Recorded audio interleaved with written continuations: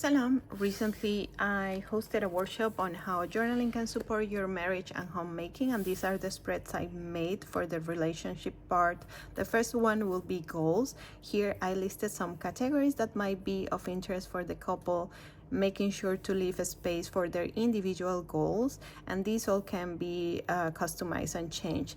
Here, I put the terms where they want these goals to be accomplished, but it could be changed to more define dates or to short-term and long-term. This is the game changer, the action plan. They will write down here the goal and here what action they need to take in order for them to accomplish this.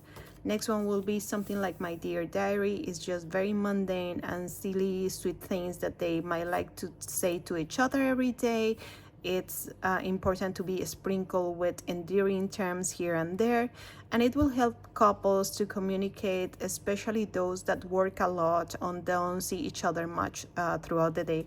It will be things like please pick up the kids tomorrow, or I'm inviting you to dinner, or I'm sorry for whatever I said yesterday, things like that. Next one will be a bucket list. These are things that the couple might like to achieve in the future and a space to cross them out. This one is for memory keeping. They can do it after every month pass, or they can gather together at the end of the year and try to remember or go through their phones to add what things were special every month. Next one will be date ideas for indoor and outdoors. The following one is things that make or break a relationship, and they can do this together or individually. The first one will be things that they think it can strengthen their bond, and the other ones are their non-negotiables. Next thing is another sweet one. It will be things that we, and he love. First part, it will be for one spouse, the second one for the other, and in the middle for both. It can be helpful when planning date ideas or presents.